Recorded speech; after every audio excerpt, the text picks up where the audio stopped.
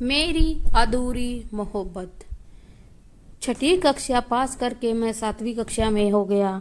मैं अपने शहर के एक प्राइवेट इंग्लिश स्कूल में पढ़ता था, जो कि मेरे घर से करीब 1.5 किलोमीटर की दूरी पर था।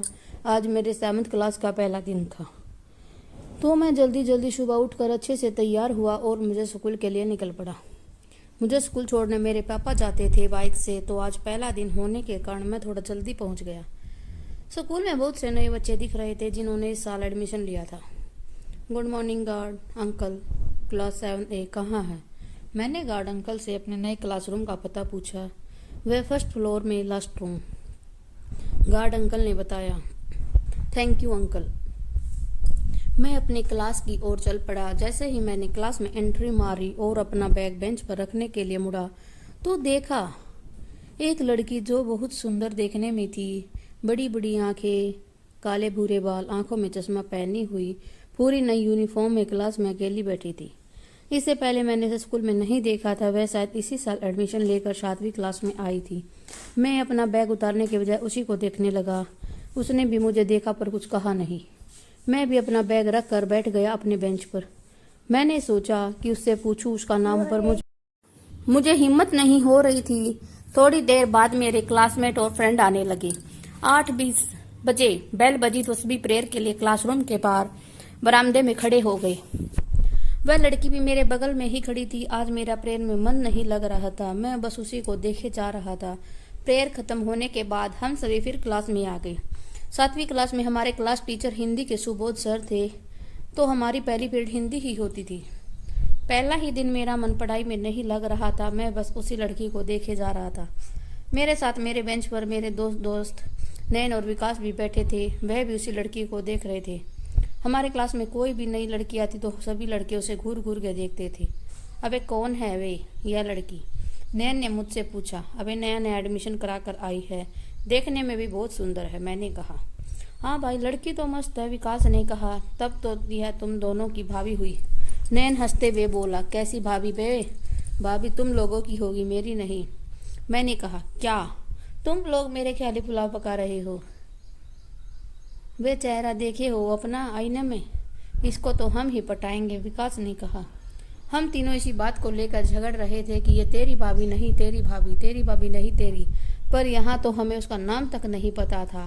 पहला दिन होने के कारण हम लोगों का उस दिन अटेंडेंस नहीं हुआ। उस दिन 8वां पीरियड में जब उस लड़की को देखता रहा, जब छुट्टी हुई तो मैंने देखा वह लड़की एक कार में बैठकर घर जा रही थी। मैं समझ गया किसी अमीर बाप की बेटी है। मैं भी अपने पापा के साथ स्प्लेंडर मोटरसाइकिल पर बैठकर जाने लगा। घर पहुंचने के बाद भी मैं उसी के बारे में सोचता रहा। उसी का चेहरा बार बार मेरी आंखों में आ रहा था। उस रात मैं अच्छे से सो नहीं पाया। मुझे तो बस स्कूल जाने की जल्दी थी। अगले दिन स्कूल जाने के लिए मैं जल्दी जल्दी तैयार होकर समय से पहले ही पापा को बोलने लगा। पापा चलिए ना, स्कूल छोड़ दीजिए, इतनी जल्दी क्या है, अभी टाइम है स्कूल जाने में। पापा ने कहा। मैं पापा से जिद करने लगा कि मुझे स्कूल छोड़ दे। पापा ने मुझे स्कूल छोड़ दिया। दूसरे दिन भी मैं जल्दी पहुंच गया था स्कूल पर। वह लड़की क्लास में मुझे नहीं दिखी। मैं उसका इंतजार करने लगा। मेरे आने के करीब 10 मिनट बाद वह लड़की आई। मैं फिर उसे ही देखे जा रहा था, पर अभी भी हिम्मत नहीं हो रही थी कि उससे उसका नाम पूछूं। हमारे क्लास में ऐसा होता था, अगर किसी लड़की से कोई पेन भी मांग ले तो पूरा क्लास में चर्चा का विषय हो जाता था। तो इस डर से भी लड़की से बात करना मुश्किल होता था। रोज की तरह आज भी प्रेयर के बाद हम क्लास गए। सुबोध सर ने अटेंडेंस लेना शुरू किया। Roll number 1 Abhishek Singh, roll number 2 Akash Kumar, इसी तरह सर सबका रोल नंबर के साथ नाम भी बोले जा रहे थे और मैं इंतजार कर रहा था उस लड़की के रोल नंबर का, उसका नाम जानने का। Roll number 32 Piyush, roll number 54 Shipra. Present sir, वो बोली। पहली बार उसकी मधुर आवाज में सुना। हाँ, यही नाम था उस लड़की का, शिप्रा। उसका नाम मेरे कानों में गूंजने लगा। आज मुझे उसका नाम तो पता चल गया था, इसलिए मैं खुश था। हर पीरियड में जो भी सर आते वे नए नए स्टूडेंट से उसके बारे में पूछते। इसी तरह मुझे शिप्रा के बारे में काफ़ी जानकारी कुछ ही दिनों में मिल गई थी। वह कहाँ से आई है, पहले कहाँ पढ़ती थी, घर कहाँ है, नानी घर कहाँ है, उसके पापा क्या करते हैं, यह सब मुझे करीब 1 महीने के अंदर पता चल गया था। अब मैं रोज़ जल्दी स्कूल जाने लगा। एक भी दिन एब्सेंट नहीं होता था। एक दिन की बात है, अटेंडेंस खत्म होने के बाद सिप्रा अपनी दोस्त दीक्षा के साथ चॉकलेट का डिब्बा निकाल कर सबको चॉकलेट बांट रही थी। मुझे उस दिन उसका जन्मदिन भी पता चल गया, 30 जून। यह डेट मैंने अपनी डायरी में नोट कर लिया। उसने जो एक्लियर्स चॉकलेट दिया था उसका रैपर मैंने संभाल कर रखा था। बस उसे देखते ही 6 महीने बीत गए। नवंबर में हम लोगों का एनुअल फंक्शन होने लगा था तो म्यूजिक वाली मैम क्लास में आकर सभी से बोल रही थी कि जो पार्टिसिपेट करना चाहता है वह लोग अपना नाम लिख कर दें। मैंने देखा कि सिप्रा ने भी अपना नाम लिखवाया था। एनुअल फंक्शन होने के कारण पढ़ाई कम और प्रैक्टिस ज़्यादा होता था, तो मैंने सोचा कि सिप्रा तो अपने डांस प्रैक्टिस में रहेगी, इसलिए मैंने भी अपना नाम मैम को दे दिया एक नाटक के लिए, ताकि जहाँ प्रैक्टिस हो मैं उसे देख सकूं। प्रैक्टिस चालू हुआ। वह डांस का प्रैक्टिस करती थी, मैं अपने नाटक का। 15 दिनों तक प्रैक्टिस चलना, पर अंत समय में मैं जिस नाटक पर प्रैक्टिस कर रहा था किसी कारण बस वह कैंसिल हो गया। मुझे थोड़ा दुख तो हुआ था, लेकिन उतना भी फर्क नहीं पड़ा। 21 नवंबर को हम लोगों का एनुअल फंक्शन होने वाला था। मैं सिप्रा का डांस देखने के लिए बेताब था। आखिर वह दिन आ ही गया। मैं सबसे पहले पहुंचकर पहली पंक्ति में बैठ गया।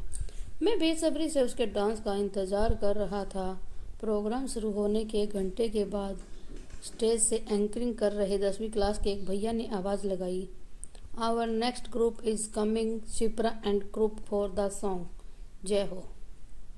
मैं और उत्सुक हो गया। मेरा पूरा ध्यान स्टेज पर ही था, खासकर सिप्रा पर। उस समय न मेरे पास फ़ोन था, न ही हमें फ़ोन ले जाने की इजाज़त था, इसलिए मैं उसका फ़ोटो नहीं खींच सका, ना ही वीडियो बना सका। स्कूल की तरफ से वीडियोग्राफी हुई थी, पर वह हम लोगों के पहुंच से दूर थी। उसका एक भी फ़ोटो मुश्किल था मिलना। स्कूल में जितने भी प्रोग्राम होते थे वह उसमें पार्टिसिपेट करते ही थे। उसकी एक एक बातों को मैं नोटिस करता था और डायरी में नोट करता था। वह क्या करती है, स्कूल में क्या क्या किया, आज मुझे पता है। उसने किस दिन स्टेज में थोड़ दी, किस दिन एब्सेंट थी और बहुत कुछ। मेरे ही क्लास का प्रतिम नाम का लड़का सिप्रा को लाइन मारता था, जो कि मुझसे बहुत बुरा लगता था। उसके बारे में कोई भी बुरा कहता तो मुझे बहुत बुरा खराब लगता था। उसको देख देख कर ही 7वीं क्लास बीत गया। एग्ज़ाम ख़त्म होने के बाद 15 दिनों के स्कूल की छुट्टी हो गई। अब मैं और भी ज़्यादा परेशान रहने लगा उसे देखे बिना। 15 दिन बाद हम लोगों को रिजल्ट मिला। जिस दिन रिजल्ट मिलना था मैं उस दिन पहले ही चला गया ताकि सिप्रा को देख सकूं, पर उस दिन भी मेरे नसीब ने साथ नहीं दिया, वह मुझे नहीं देगी। कुछ दिनों बाद हम सभी 8वीं क्लास में पहुंच गए। इस बार हमारे क्लास टीचर थे दीपक सर, जो कि मैथ के टीचर थे। वह मुझे बहुत ही ज़्यादा मानते थे।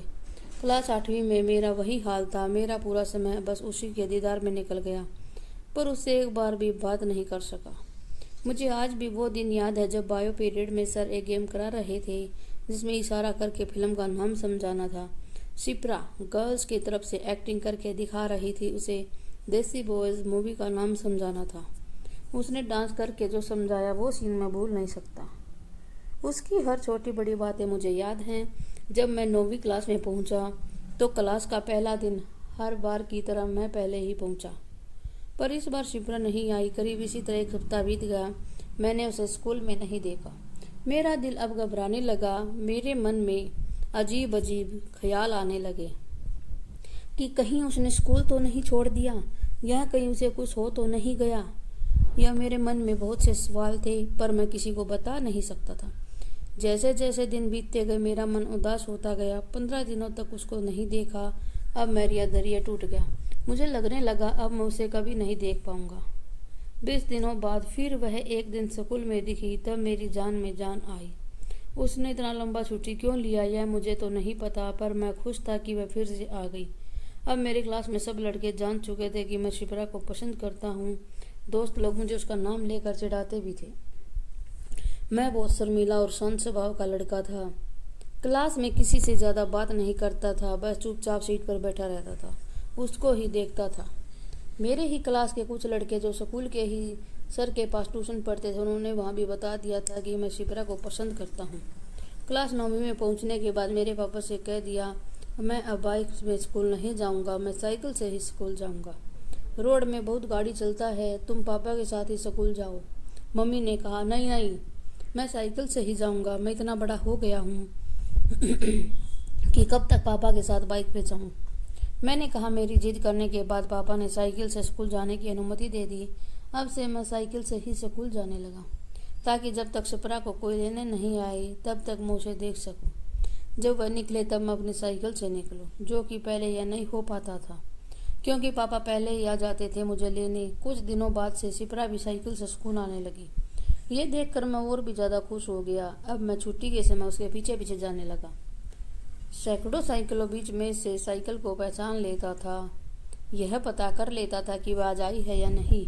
उसका पीछा करना मेरी आदत बन गया था, पर उसे रोक कर बात करने की हिम्मत नहीं हो रही थी। यह बात पूरी क्लास में फैल गई थी कि मैं उसका पीछा करता हूँ। यहाँ तक कि मेरे स्कूल के टीचर्स को भी किसी ने मुझसे कुछ कहा नहीं। कभी कभी दोस्त लोग ही चिढ़ाते थे। 26 जनवरी 2017 को रिपब्लिक डे का प्रोग्राम खत्म के बाद मैं उसका पीछा साइकिल से कर रहा था, पर वह उस दिन अपने भाई के साथ बुलेट में आई थी। वैसे मुझे उसके घर का एग्जैक्ट लोकेशन नहीं पता था, तो मैं उसका घर का पता जानना चाहता था, इसलिए मैंने उसके बुलेट का पीछा किया। फिर उसके घर के दरवाजे तक पहुंच गया। मैंने देखा उसके भाई ने मुझे देख लिया, तो मैं वहां से तुरंत यू टर्न मारते हुए वापस अपने घर आ गया। जान है तो जहान है, उसका घर मेरे घर से करीब 500 मीटर की दूरी पर था। अब मैं स्कूल जाते वक्त उसके घर के पास खड़ा हो जाता, उसे निकलने का इंतज़ार करता ताकि मैं उसके साथ जा सकूं। कभी कभी तो रास्ते में मिल जाती, पर कभी कभी यह मौका नहीं मिलता था। मुझे जब भी मौका मिलता मैं उसके घर के तरफ ही ज़्यादा समय बिताने की कोशिश करता, ताकि मैं उसे स्कूल के बाद भी देख सकूं। एक दिन मेरे ही क्लास के रंजन सिंह ने मुझे बताया कि शिप्रा रोज सुबह 6 बजे ट्यूशन जाती है। रंजन उसके घर के आसपास ही लॉन्ज में रहता है। मैं दूसरे ही दिन 6 बजे से पहले उसके घर के पास पहुंच गया और उसके बाहर निकलने का इंतज़ार करने लगा। उस वक्त मेरा भी मैथ ट्यूशन था दीपक सर के पास, पर मैं अपना ट्यूशन छोड़कर उसके पीछे चल पड़ा। उसने मुड़कर मुझे देखा, फिर आगे बढ़ गई। उस दिन मैं अपना ट्यूशन आधे घंटे पर लेट पहुंचा था। उस समय मुझ में इश्क का भूत कुछ समय कदर सवार था कि क्या बताऊं वो मेरे बारे में क्या सोचती थी मुझे नहीं पता, पर मैं उसे बेइंतहा मोहब्बत करने लगा था। इस तरह क्लास 9वीं के 6-7 महीने बीत गए, पर अभी तक उससे एक बार भी बात नहीं हुई। सितंबर महीने में हम लोगों का मिड टर्म एग्ज़ाम चल रहा था। 15 सितंबर को हम लोगों का साइंस का पेपर था। जब एग्ज़ाम ख़त्म होने के बाद शिप्रा के साथ ही स्कूल से निकले, आज मैं मन बना चुका था कि उसे ज़रूर बात करूँगा। स्कूल से निकलने के कुछ देर बाद मैंने उसे आवाज़ दिया, कैसा गया तुम्हारा एग्ज़ाम, अच्छा लगा? उसने धीरे से कहा, तुम्हारे पास प्रीवियस ईयर का क्वेश्चन है क्या? मैंने बात को आगे बढ़ाने के लिए फिर सवाल किया। उसने जवाब दिया। फिर मैं उसके साथ चलने लगा। थोड़ी दूर साथ चलने के बाद वह अपने घर की तरफ मुड़ गई। मैं अपने घर की तरफ मुड़ गया। उस दिन मेरा दिल बहुत ही ज़्यादा खुश था, क्योंकि मैंने करीब 2.5 साल बाद उससे पहली दफ़ा बात किया। मेरी खुशी का ठिकाना न था। घर में मेरी मम्मी पहुंची। क्या हुआ, आज बहुत खुश लग रहे हो? हाँ, बस ऐसे ही, मैंने बात को टालते हुए कहा। मैं उस दिन भर बस उसी के बारे में सोचता रहा। अब मुझ में थोड़ी थोड़ी हिम्मत आ रही थी उससे बात करने की। मैंने दूसरे दिन भी कोशिश की बात करने की, बस थोड़ी सी ही बात हुई, पर मुझे लगा था कि अब मैं उससे बात करके दोस्ती कर सकता हूँ। उसे भी पता चल चुका था कि मैं उसका पीछा करता हूँ, उसे पसंद करता हूँ। एक दिन की बात है, मैं उसके साथ साइकिल से बात करते हुए जा रहा था। इसी बीच मेरे साइकिल की चैन उतर गई तो शिप्रा आगे बढ़ गई, पर मैं वहीं रह गया। साइकिल को बनवाने लगा। फिर कुछ दिनों तक हम लोगों के बीच बात नहीं हुई। अब मेरे साथ ऐसा होने लगा कि जब भी मैं उससे बात करने की कोशिश करता, तब मेरे साइकिल की चैन उतर जाती। ये इत्तेफाक था या मेरी बदनसीबी, पता ही नहीं। क्लास 9वीं में भी बीत गई। अब हम लोग 10वीं क्लास में थे। स्कूल का आखिरी साल। अब मेरा दिल घबराने लगा। 1 साल में अब उससे बिछड़ जाऊंगा, यह बात मुझे बीच बीच में सताती रहती थी। जब हम लोग 10वीं क्लास में गए तो हमारे क्लास में 26-27 वर्ष के एक जवान इंग्लिश के टीचर थे, जो कि शिप्रा को हमेशा लाइन मारते थे। ये मुझे बिल्कुल भी अच्छा नहीं लगता था। उस टीचर को भी पता था कि मैं शिप्रा को पसंद करता हूँ। मेरी और इंग्लिश टीचर में बिल्कुल नहीं बनती थी। मेरी हर कॉपी किताब में शिप्रा नाम लिख मिलता ही जाता था। मैं स्टाइल में उसका पूरा नाम लिख देता था कि किसी को भी पता नहीं चलता था कि मैं शिप्रा की सारी बातें अपने जिगरी दोस्त वीर के साथ शेयर करता था। स्कूल में हुई सारी बातों को मैं उसे बताता था। वहीं एक लड़का था जो मेरे बारे में सब कुछ जानता था। एक दिन की बात है, मैं क्लास में बैठा था। मेरे बगल में प्रदीप नाम का लड़का बैठा हुआ था। फर्स्ट बेंच में बैठकर शिप्रा को देख रहा था। उस समय हमारे क्लास में नेहा मैम थी। मैं शिप्रा को देखे जा रहा था और नेहा मैम मेरे सामने खड़ी होकर मुझे देखकर हंस रही थी, पर यह बात मुझे पता नहीं थी। थोड़ी देर बाद प्रदीप ने मुझे बताया कि मैम तुमको देख रही है। तो मैंने मैम की तरफ देखा। मैम हंसकर आगे बढ़ गई बिना कुछ कहे। मैंने शर्मा कर अपना चेहरा छुपा लिया। क्लास 10वीं के खत्म होने में बस 2 महीने बचे थे। अब मैं उसे प्रपोज करने की सोचने लगा। मैं उसे 14 फरवरी को प्रपोज करना चाहता था, इसलिए पहले मैंने गुलाब का जुगाड़ किया। 14 फरवरी 2018 को डेयरी मिल्क और गुलाब अपने ब्लेजर के अंदर वाले पॉकेट में रखकर स्कूल चल पड़ा। मैंने आज ठान लिया था कि मैं उसे प्रपोज करके ही रहूँगा। आज स्कूल में तो मुझे मौका नहीं मिला। स्कूल छुट्टी होने के बाद मैं उसके पीछे साइकिल से जाने लगा, पर आज भी नसीब ने साथ नहीं दिया। मैंने जैसे ही शिप्रा को आवाज़ दिया, थोड़ी देर के लिए रुकी, पर उसी वक्त मेरी साइकिल की चेन उतर गई और मेरा चेहरा भी आगे बढ़ चुकी थी। मैंने साइकिल से उतरकर साइकिल में 2-4 लात गुस्से मारे। उस दिन मुझे बहुत दुख हुआ। मैंने घर जाकर ठीक से खाना भी नहीं खाया क्योंकि मेरा मूड खराब हो चुका था। मेरा कुछ दिनों बाद हम लोगों का क्लास ऑफ हो गया। सभी लोग 10वीं के एग्ज़ाम की फाइनल तैयारी में लग गए थे। पढ़ाई के साथ साथ मेरा ध्यान अब भी शिप्रा की तरफ था। उसे बिछड़ने का डर मुझे भी सताया जा रहा था। 3 मार्च से हमारी फाइनल एग्ज़ाम शुरू हो गई। हम लोगों का सेंटर भागलपुर में था। वे अपने कार से भागलपुर जाती और मैं स्कूल बस से ही भागलपुर जाता था। एग्ज़ाम हॉल में उसे देखता तो था, पर उसे कुछ कह नहीं पाया। इसी तरह 5 पेपर ख़त्म हो गए। मैं उसे अब भी नहीं बोल पाया था कि मैं उससे कितना प्यार करता हूँ। अब हम लोगों का सिर्फ एक पेपर बचा था, इंग्लिश का। मैंने ठान लिया था जो भी हो जाए उसे अपने दिल की बात बता दूंगा। लास्ट पेपर देने के बाद जैसे ही बाहर आया, मैंने देखा वो अपनी दोस्त प्रिया के साथ खड़ी थी। उस दिन वो ब्लू कुर्ती और जीन्स पहनी थी। मैं उसकी तरफ बढ़ने लगा। जैसे ही उसके करीब पहुंचा, मेरे पाँव रुक गए, मेरी मुट्ठी तन गई। आज फिर मैं अपने नसीब से शिप्रा की माँ ठीक उसके पीछे खड़ी थी। मेरी हिम्मत टूट गई उसके पास जाने की। मैं वापस लौटकर अपनी बस में बैठ गया। उसे खिड़की से ही एकटक देखता रहा। 19 मार्च 2018 के दिन 1:30 पर मैंने उसे आखिरी बार देखा। मेरी बस जैसे जैसे आगे बढ़ रही थी, मेरी आंखों में आंसू की धारा तेज हो रही थी। मेरा दिल जोर जोर से धड़क रहा था। अचानक से वो मेरी आंखों से ओझल हो गई, पर उसकी तस्वीर अब भी आंखों के सामने नाच रही थी। मैं पूरा रास्ता रोता रहा। एग्ज़ाम ख़त्म होने की खुशी मेरे अंदर नहीं थी, जैसे कि मेरी बाकी दोस्तों के चेहरों में खुशी साफ देखी जा सकती थी। स्कूल से निकलने के बाद भी मैंने उसके बारे में पूरा पता किया, पर उसका पता नहीं चला। वह कहाँ होगी, कैसी होगी, वह सवाल आज भी तड़पाता है। यदि आज भी उस मेरे दिल को रुला देती है।